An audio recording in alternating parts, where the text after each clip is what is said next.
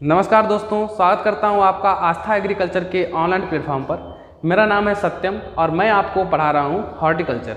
तो previous class में हमने क्लासिफिकेशन देख लिया था। तो जिन भी विद्यार्थियों ने अभी प्रीवियस क्लास नहीं देखी है या हमारे चैनल पर नए आए हैं तो चैनल को सब्सक्राइब करिए, और अगर आपने प्रीवियस क्लास नहीं देखी है तो आप एक बार प्रीवियस क्लास को देखें, उसके बाद ही आप इस वीडियो को देखें, क्योंकि जिससे आपका जब तक फंडामेंटल क्लियर नहीं होगा तब तक आप अच्छा नहीं पढ़ सकते हैं। तो आइए शुरू करते हैं आज की वीडियो को। आज की वीडियो में हम लोग देखेंगे कल्टीवेशन ऑफ मैंगो, यानी कि आम की खेती।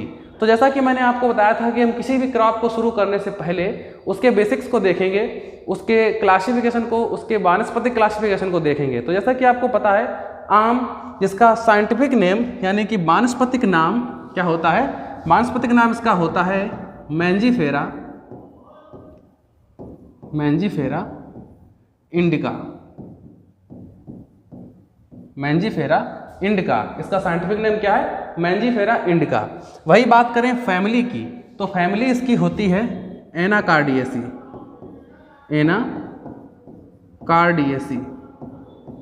इसकी फैमिली कौन सी है, एनाकार्डियेसी। आप लोगों को यहीं पर मैं एक बात बता दूं, काजू की फैमिली क्या होती है, इसकी भी फैमिली एनाकार्डियेसी होती है। तो इस बात को आप ध्यान रखेंगे। वही आगे देखें, गुणसूत्रों की संख्या यानी कि क्रोमोसोम नंबर। तो आम में गुणसूत्रों की संख्या कितनी होती है, 40 होती है। आम में गुणसूत्रों की संख्या 40 होती है। यहाँ पर आप एक बात और याद रखें, आम में, कद्दू में और जामुन में, इन सभी में गुणसूत्रों की संख्या कितनी होती है, 40 होती है। तो इसको ट्रिक के माध्यम से आप एक साथ याद रख सकते हैं, इसलिए मैंने आपको यहाँ पे बता दिया। लेकिन आगे आने वाली क्रॉप में हम सबको डिटेल में स्टडी करेंगे। वही उत्पत्ति स्थान की बात करें, यानी कि ओरिजिन प्लेस, तो आम का जो उत्पत्ति स्थान माना जाता है वो भारत और बर्मा, भारत बर्मा क्षेत्र, इसको इंग्लिश में कहते हैं इंडो बर्मा। ये क्षेत्र इसका उत्पत्ति स्थान माना जाता है। प्रमुख स्रोत की बात करें तो जैसा कि मैंने आपको बताया है कि सभी फल जो होते हैं वो प्रचुरता उनमें किसकी होती है, विटामिन प्रचुर मात्रा में पाए जाते हैं। तो जैसा कि यहाँ पर है, आम में प्रमुख रूप से विटामिन ए पाई जाती है। कौन सी विटामिन पाई जाती है, विटामिन ए पाई जाती है। अब वो भी विटामिन ए कितनी पाई जाती है, 4800 आयु पाई जाती है। 4800 आयु पाई जाती है, जो कि एक बहुत ही बड़ा स्रोत हम लोग कह सकते हैं विटामिन ए का इसके लिए है। विटामिन ए का साइंटिफिक नेम क्या होता है, रेटिनॉल होता है। इसको भी याद रखेंगे। अब आगे आप देख पा रहे होंगे, यहाँ पर लिखा है कि उपनाम, आम के उपनाम क्या है। सामान्यतः हम लोग आम को आम के नाम से तो जानते ही हैं, लेकिन आम के बहुत सारे उपनाम भी होते हैं। उपनाम में बात करें, इसको सबसे पहले तो हम लोग कहते हैं किंग ऑफ फ्रूट, यानी कि फलों का राजा।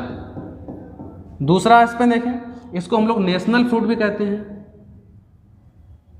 National fruit. हिंदी में बात करें तो राष्ट्रीय फल। तीसरा, इसको हम लोग बाथरूम फ्रूट भी कहते हैं, बाथरूम फ्रूट। इसको हम बाथरूम फ्रूट के भी नाम से जानते हैं।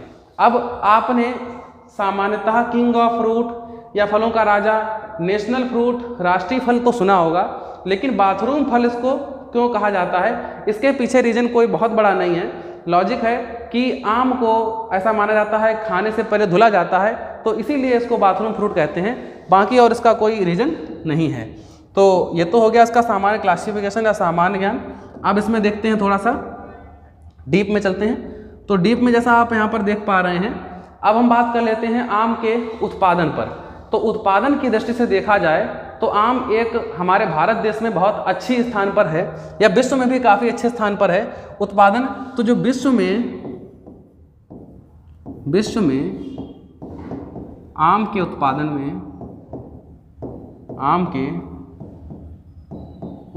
में प्रथम, विश्व में आम के उत्पादन में प्रथम स्थान किसका है, भारत का है।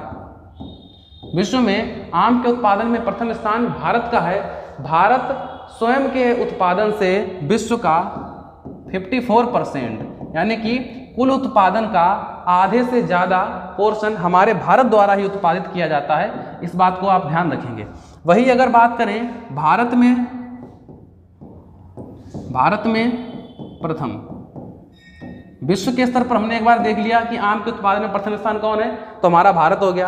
अब भारत में आम का उत्पादन सबसे अधिक किन राज्यों में होता है, तो इसमें प्रथम स्थान आता है हमारे उत्तर प्रदेश का। उत्तर प्रदेश का प्रथम स्थान आता है। वहीं अगर बात करें क्षेत्रफल की दृष्टि से, क्षेत्रफल की दृष्टि से प्रथम स्थान किसका है? क्षेत्रफल की दृष्टि से प्रथम स्थान आंध्र प्रदेश का है। आंध्र प्रदेश का प्रथम स्थान है। आंध्र प्रदेश में एक विस्तृत क्षेत्रफल पर आम की खेती की जाती है। अब वहीं यहाँ पर एक बात देख लेते हैं, उत्पादकता की दृष्टि से देखा जाए तो प्रथम स्थान वेनेजुएला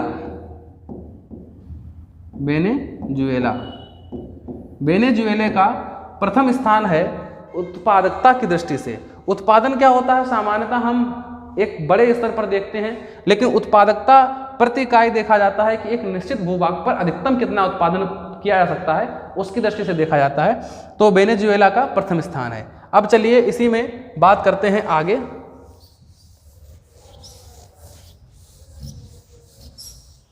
अब इसमें आगे देखते हैं, यहाँ पर एक पॉइंट छूट गया है कि फल का प्रकार।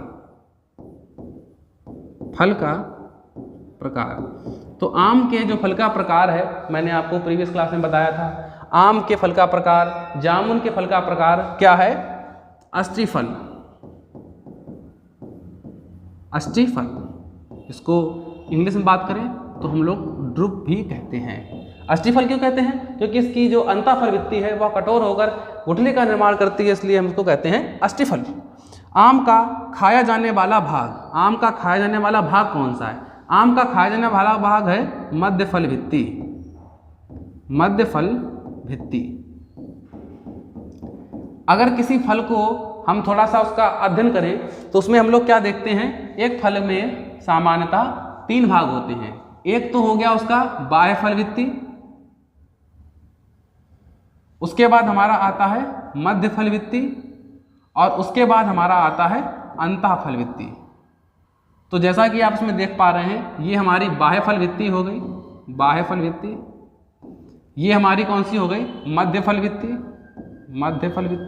और ये वाला पार्ट जो है ये हमारा हो गया अंतः फल भित्ति। तो जैसा आप जानते हैं, हम आम के छिलके को यानी कि बाह्य फल भित्ति को उपयोग में नहीं लेते हैं, तो वो तो चली गई। फिर आम का ये मध्य फल भित्ति है जो मांसल होता है, जिसको हम लोग गूदा कहते हैं, इसका हम लोग उपयोग करते हैं। वही अंतः फल भित्ति जो है ये गुठली में बदल जाती है, इसलिए आम का जो ईडेबल पार्ट है या खाने योग्य भाग है वो कौन सा है? हमारा मध्य फल भित्ति है, जैसा कि यहाँ पर लिखा हुआ है। अब आगे देखते हैं आम में पाई जाने वाली विटामिन। तो मैं आपको इससे पहले बता चुका हूँ, आम में विटामिन ए पाई जाती है, वो भी 4800 आयु पाई जाती है, इस बात का आप ध्यान रखिएगा। आम में परागण किस प्रकार का पाया जाता है? किस प्रकार का परागण पाया जाता है? परागण क्या होता है?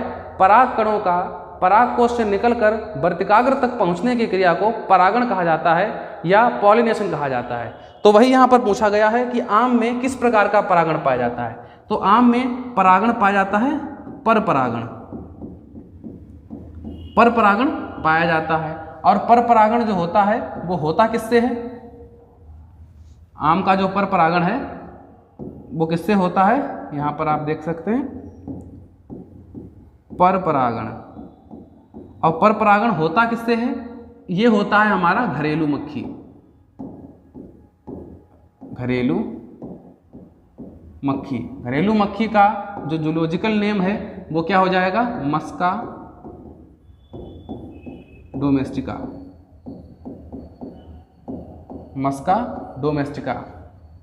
इसको याद रखेंगे। आम को समुद्र तल से कितनी ऊंचाई पर उगाते हैं? आम को समुद्र तल से कितनी ऊंचाई पर उगाते हैं? तो इसको आप याद रखेंगे 1542 मीटर की ऊंचाई पर उगाते हैं। आम का पुष्पक्रम क्या है? आम का पुष्पक्रम होता है पेनिकल प्रकार का आम का पुष्पक्रम पाया जाता है। आम की खेती के लिए उपयुक्त मृदा कौन सी है, कि ऐसी कौन सी मृदा है जो आम की खेती के लिए उपयुक्त मानी जाती है, जिसमें आम का अच्छा उत्पादन होता है। तो इसका सही आंसर क्या है, लोमी सैंड। लोमी सैंड में आम की अच्छी खेती की जा सकती है। आम की खेती के लिए जलवायु, तो जलवायु जब मैंने आपको पढ़ाया था कि क्लासिफिकेशन बेस्ड ऑन क्लाइमेट, तो उसमें मैंने आपको ट्रॉपिकल रीजन बताया था, यानी कि उष्ण तापमान बताया था कि जो हमारे आम की खेती के लिए उपयुक्त होता है। तो उष्ण तापमान, उष्ण जलवायु इसके लिए उपयुक्त है। आम के खेती के लिए उपयुक्त तापमान आपके कैडेट की परीक्षा में हमेशा पूछा जाता है, तो इसको भी आप याद रखेंगे। ये होता है 24 से 27 डिग्री सेल्सियस। इसका उपयुक्त तापमान है, इस पर हम आम की फसल को उगाते हैं तो हमारी फसल का उत्पादन अच्छा रहता है। अब यहाँ पर हम आगे देख लेते हैं जो भी हमारा क्या है, प्रजातियाँ यानी कि वैरायटियाँ। तो आम की बहुत सारी प्रजातियाँ भारत में ग्रो की जाती हैं या अलग भी ग्रो की जाती हैं। उनमें से सामान्यतः 3 प्रकार की वैरायटी आप लोग जानते होंगे, आप लोगों ने नाम सुना भी होगा। इसमें आती है अगेती, दूसरा पछेती, दूसरा हमारे पास आती है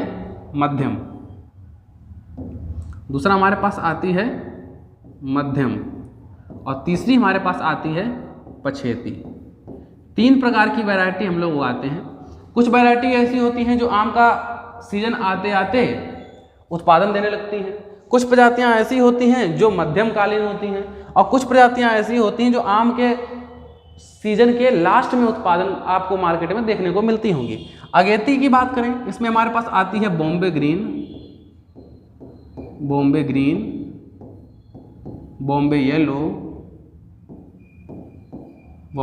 येलो, और कौन सी आती है, गोपाल भोग और हिमसागर। ये प्रजातियां कैसी हैं, ये अगेती प्रजातियां। मध्यम प्रजातियां की बात करें, आप इसको याद रखिए DLK के नाम से। DLK से याद रखेंगे आपको याद बनी रहेंगी। जैसे D से हमारी आती है दशहरी, आपने इसका नाम बहुत ज़्यादा सुना होगा। L से बात करें तो लंगड़ा, ये भी प्रजाति काफ़ी फेमस है। और K से भाग करें तो कृष्णाभोग प्रजाति आती है। ये हो गई। अब वही बात करें पछेती प्रजातियों की, तो पछेती प्रजातियों में जैसी आती है चौसा, मल्लिका, कंचन, और एक प्रजाति कौन सी आती है, तोतापरी। यहां पर एक बात नोट बना करके आप लिख लीजिए कि कंचन किसकी प्रजाति और है, कंचन मक्का की प्रजाति भी है। कंचन मक्का की भी एक प्रजाति है। अगेती, मध्यम और पछेती में बॉम्बे ग्रीन, बॉम्बे येलो, गोपाल भोग और हिमसागर आती है। मध्यम में बात करें दशहरी, लंगड़ा, कृष्णभोग आती है। और पछेती की बात करें तो चौसा, मल्लिका, कंचन और तोतापरी ये प्रजाति आती हैं। वही इसके अतिरिक्त बहुत सारी इसकी ऐसी प्रजाति हैं जो बहुभ्रूणी प्रजातियां कहलाती हैं। बहुभ्रूणीय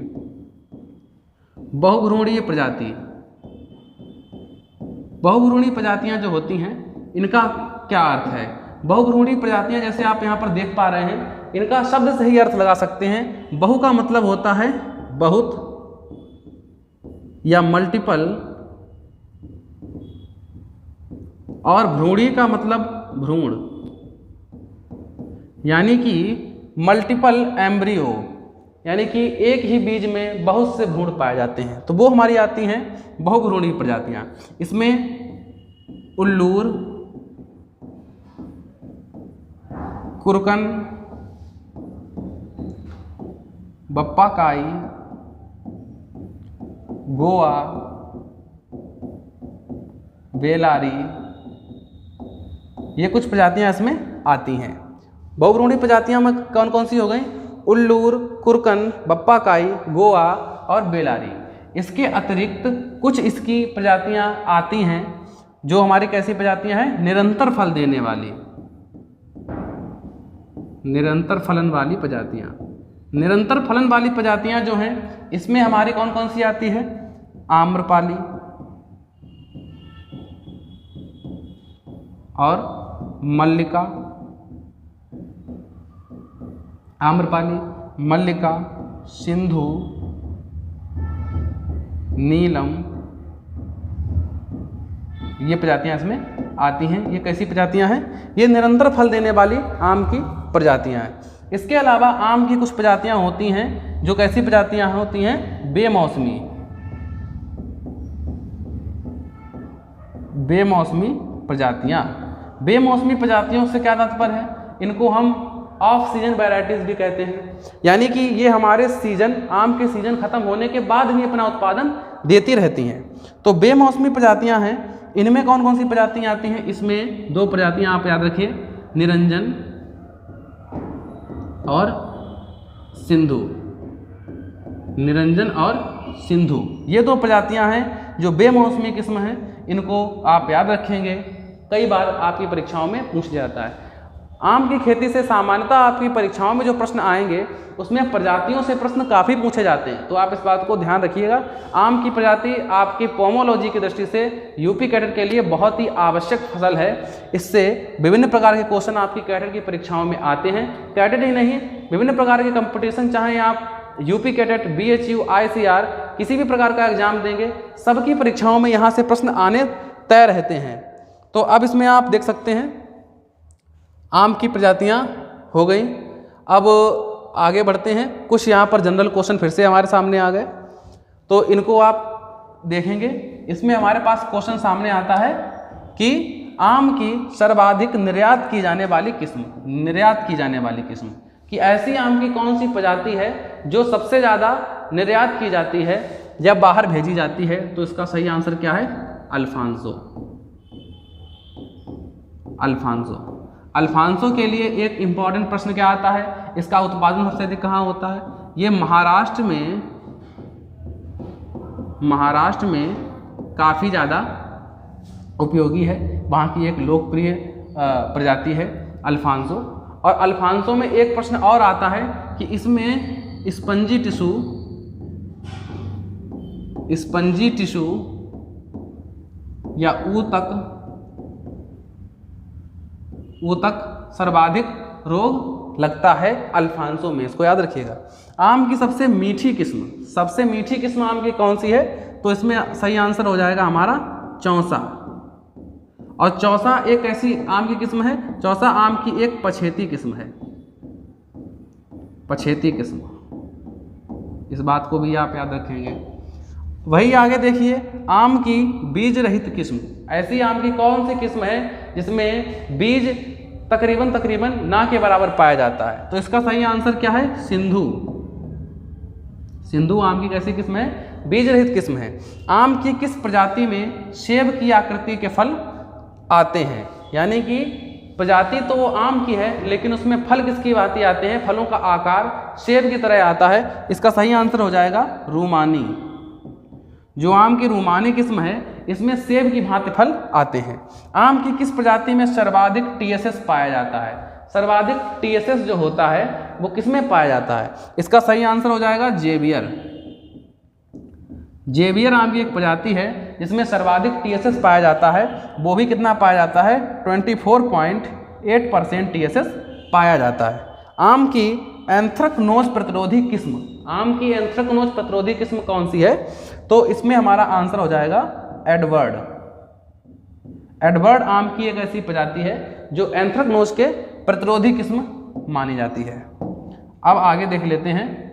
आगे हमारे पास संकर प्रजातियां या इनको कहें तो कैसी हाइब्रिड वैरायटीज। हाइब्रिड वैरायटी होती क्या है? इनमें हम 2 प्रजातियों को लेकर के उनका क्रॉस करवा देते हैं, यानी कि संकरण करवा देते हैं, और उससे जो नई वैरायटी प्राप्त होती हैं उनका उत्पादन कहीं ना कहीं हमारी पहली वाली प्रजातियों से काफ़ी अच्छा होता है। तो इसीलिए हम संकरण का प्रयोग करते हैं अच्छी प्रजातियों को, अच्छे उत्पादन वाली प्रजातियों को डेवलप करने में। तो संकर प्रजातियाँ हमारे पास बहुत सारी हैं, जैसे आप यहाँ पर देख सकते हैं अर्का अनमोल, मैं यहाँ पर लिख रहा हूँ अर्का अनमोल, अर्का पुनीत,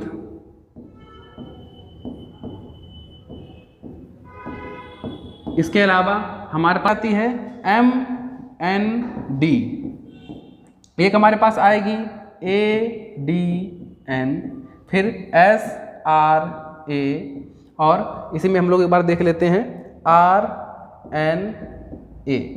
ये कुछ आप ऐसे समझ नहीं पा रहे होंगे, लेकिन मैं इनको समझाता हूँ। जैसे आप यहाँ पर देख रहे हैं अर्का अनमोल, तो ये अल्फांसो और किसका, जनार्दन पसंद, अल्फांसो और जनार्दन पसंद का क्रॉस है। अर्का पुनीत, इसको हम लोग AB के नाम से जानते हैं, ये अल्फांसो और बैंगनपल्ली, बैंगनपल्ली का क्रॉस है। वही MND यानी कि मल्लिका,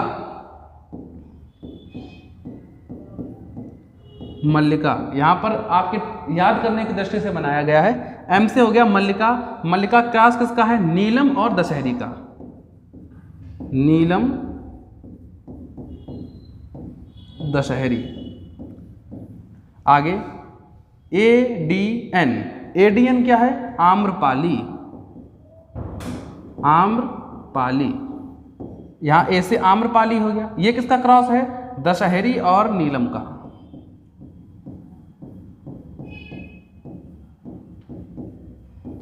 बहुत सारे लोग क्या करते हैं, इसको मल्टीप्लाई या गुणा का निशान मानते हैं, लेकिन ये मल्टीप्लाई का निशान नहीं है, ये क्रॉस का निशान है। क्योंकि आप यहाँ पर देख पा रहे होंगे बहुत सारे लोग कहेंगे कि सर नीलम और दशहरी और नीलम एक ही बात है, लेकिन ऐसा नहीं है। जो मल्लिका है यह नीलम और दशहरी का क्रॉस है, आम्रपाली दशहरी और नीलम का क्रॉस है। तो आप इसको चेंज नहीं करेंगे अपने हिसाब से, इसी प्रकार से याद रखेंगे। आगे देखते हैं S से हमारा हो जाएगा सिंधु, सिंधु, सिंधु किसका क्रॉस है, रत्ना और अल्फांसो का, रत्ना और अल्फांसो का क्रॉस है। वहीं RNA यानी कि रत्ना किसका क्रॉस है, रत्ना, रत्ना नीलम और अल्फांसो का क्रॉस है, नीलम और अल्फांसो, नीलम और अल्फांसो क्रॉस है। इन चीज़ों को आप याद रखेंगे। इसके अलावा एक पॉइंट छूट गया, जो कि आता है हमारी उत्परिवर्तित प्रजाति, उत्परिवर्तित प्रजाति। इसमें हमारी कौन कौन सी प्रजातियां आती हैं, इसमें हमारी प्रजाति आती है रोजिका, दूसरी प्रजाति इसमें आती है हमारी हेडन।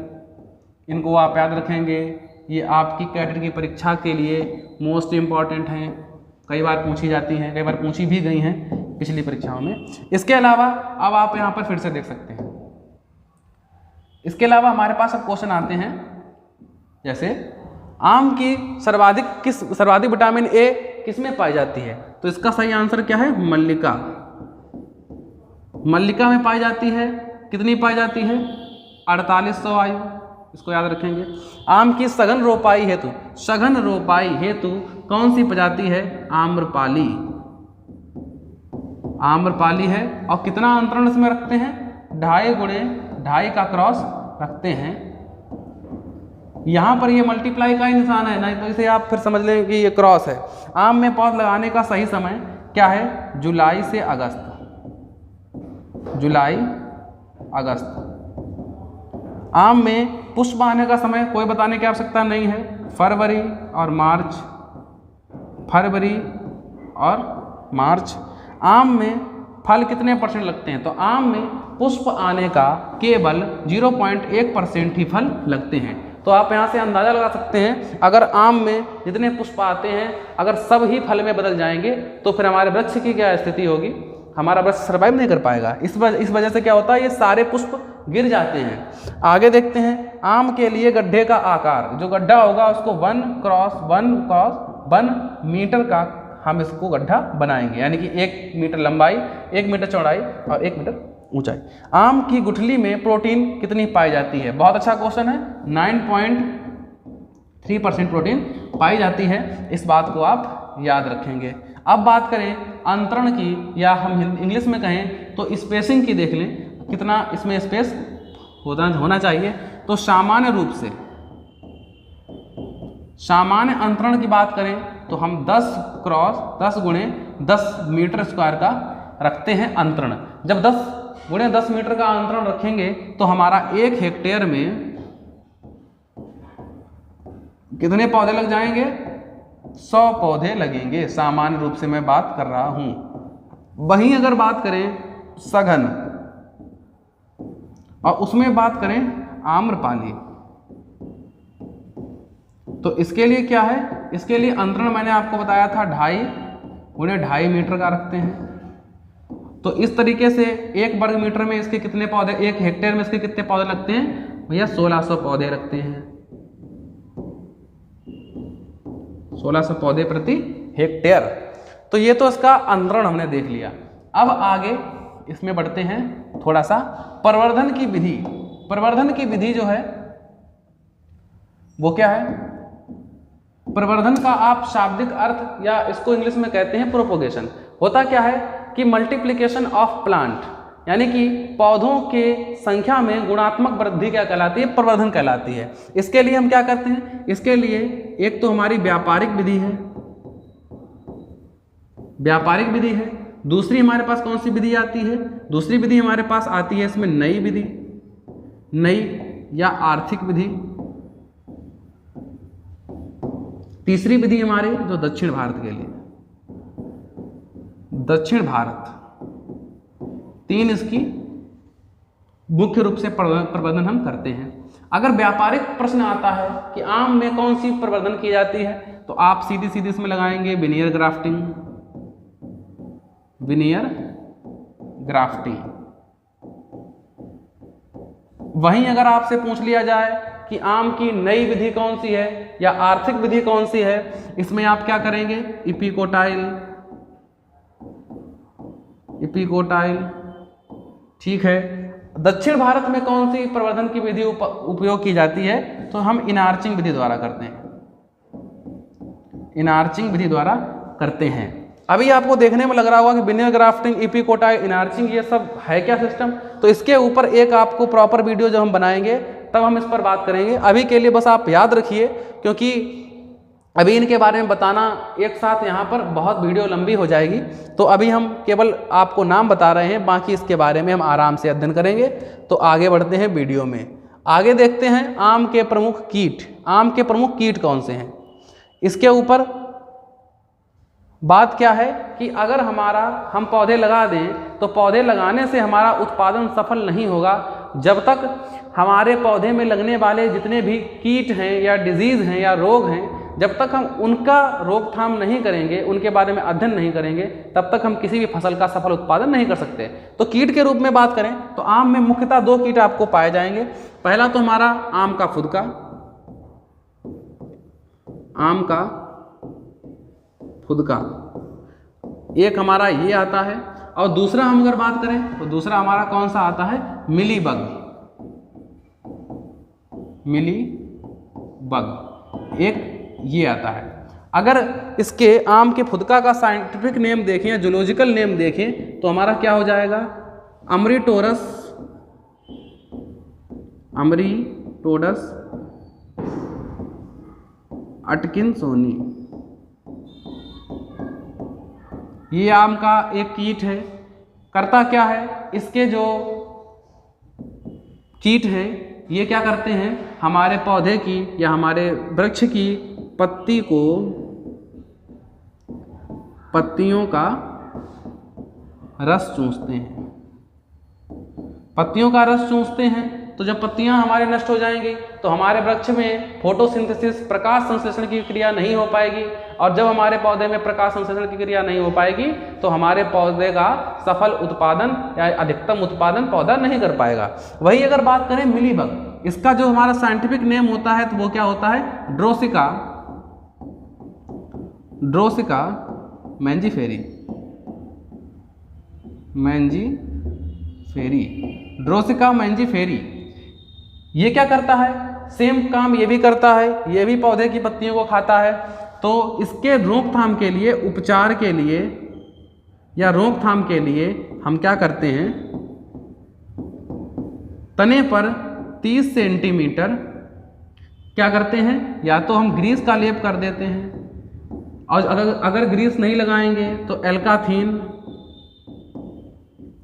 एल्काथीन की एक परत बनाते हैं। उससे होता क्या है, जब ये पौधे हमारे वृक्ष पर चढ़ते हैं तो ये ग्रीस में चिपक जाते हैं, तो ये ऊपर बढ़ ही नहीं पाते हैं, और जब ये लगा है तो इस पे ये ऊपर नहीं चढ़ पाते हैं। तो इस बात को आप याद रखेंगे, और इसमें एक नोट करके पॉइंट लिखिए, आम का जो प्रमुख कीट है, तो आम का प्रमुख कीट कौन सा है, हमारा मिलीबग है। इस बात को याद रखिएगा, ये काफ़ी महत्वपूर्ण बात है आपकी परीक्षा के लिए। आम के प्रमुख रोग देख लेते हैं। आम के जो प्रमुख रोग हैं उनमें क्या है, आम में एक स्थिति आती है पाउडरी मिल्ड्यू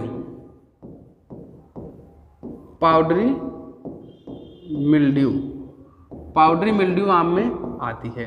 पाउडरी मिल्ड्यू आम में हो या किसी भी फसल में हो, ये किससे आएगी, तो ये हमेशा कवक के कारण आती है। कवक के कारण ये रोग होता है, और जो हमारा कवक इसमें लगता है वो क्या करता है, सफ़ेद रंग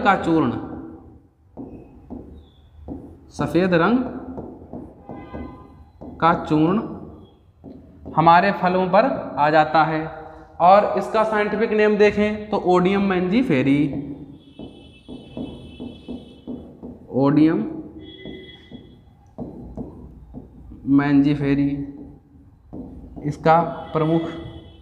इसका जो नाम है, ठीक है। तो ये क्या करता है, ये हमारे पौधे की जितनी भी पौधा है उस पर सफ़ेद रंग का चूर्ण आपको अगर देखने को मिल जाए तो आप समझ जाएंगे कि क्या है, वहाँ पर पाउडरी मिल्ड्यू का वो है, और जो होता किससे है, ओडियम मैंजीफेरी नामक कवक से होता है। इसके अलावा दूसरा हमारा इसमें आता है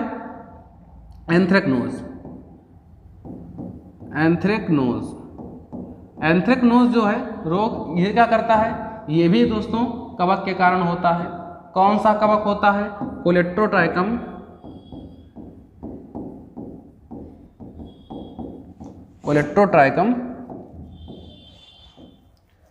स्पीसीज कह सकते हैं इसको आप, वैसे ये ग्लेरियोस्पोरियोडस से होता है।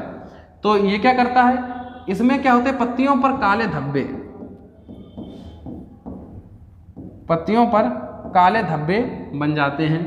तो एक दूसरा तो हमारा ये हो गया। इसके अलावा अगर इसमें देखा जाए तो एक हमारा और आता है जो हमारा है मैंगो माल फॉर्मेशन या मैंगो माल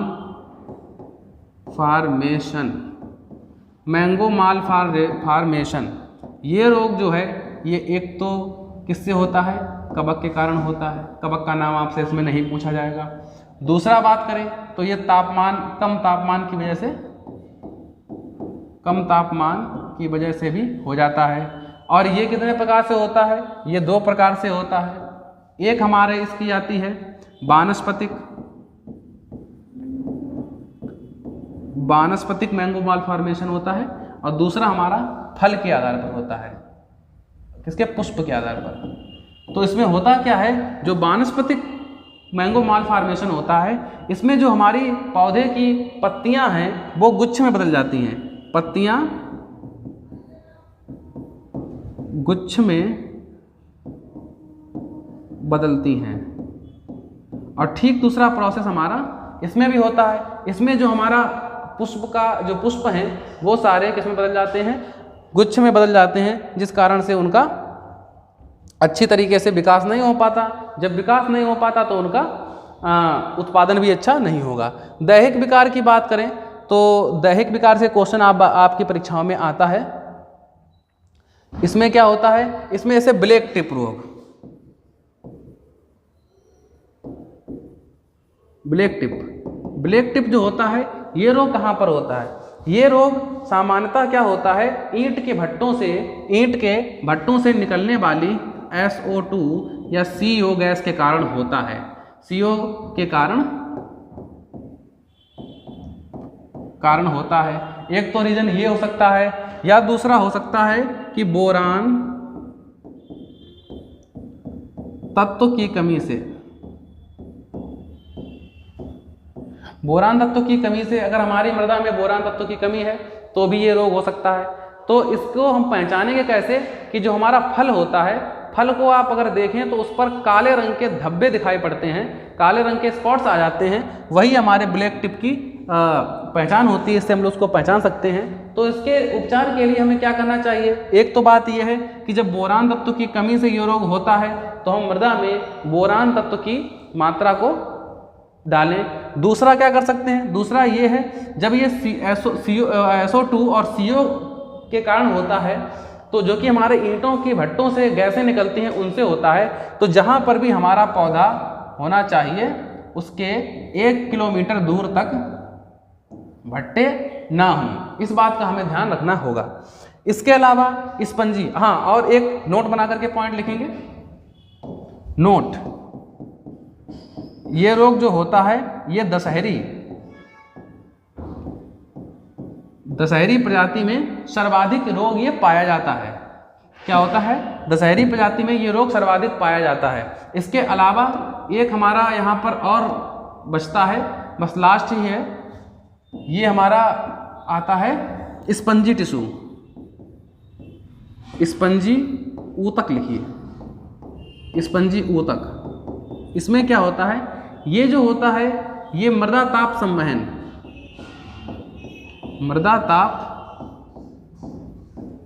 संवहन के कारण होता है। मृदा ताप संवहन के कारण होता है। इसमें होता क्या है, हमारा अगर कोई फल है तो इसमें क्या होता है, इसमें जो अंदर इसके टिश्यू हैं वो टिश्यू धीरे धीरे नष्ट होने लगते हैं, डैमेज होने लगते हैं। इसलिए हमारा जो आम है ये मुलायम होने लगता है, या अंदर से एक बात करें सड़ने लगता है। तो स्पंजी टिश्यू है, और इसका मैंने आपको बताया था अल्फांजो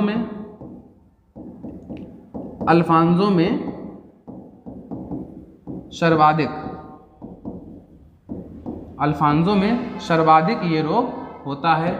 इस बात को आप ध्यान रखेंगे। तो आज की वीडियो में जैसा हमने देख लिया, आम की खेती के बारे में एक ब्रीफ अध्ययन किया, साथ ही साथ इसमें बहुत सारे पॉइंट ऐसे हैं जो आपकी कंपटीशन के दृष्टि से इम्पोर्टेंट नहीं हैं, उनको हटा दिया गया है। बाकी अगर आप हमारे ऑफलाइन बैच के साथ जुड़ना चाहें तो आप दिए गए कॉन्टैक्ट नंबर पर कॉन्टैक्ट कर सकते हैं। बाकी आज की वीडियो में इतना ही। अब मिलते हैं अगली वीडियो में किसी और क्रॉप के ऊपर। तो ठीक है फ्रेंड्स।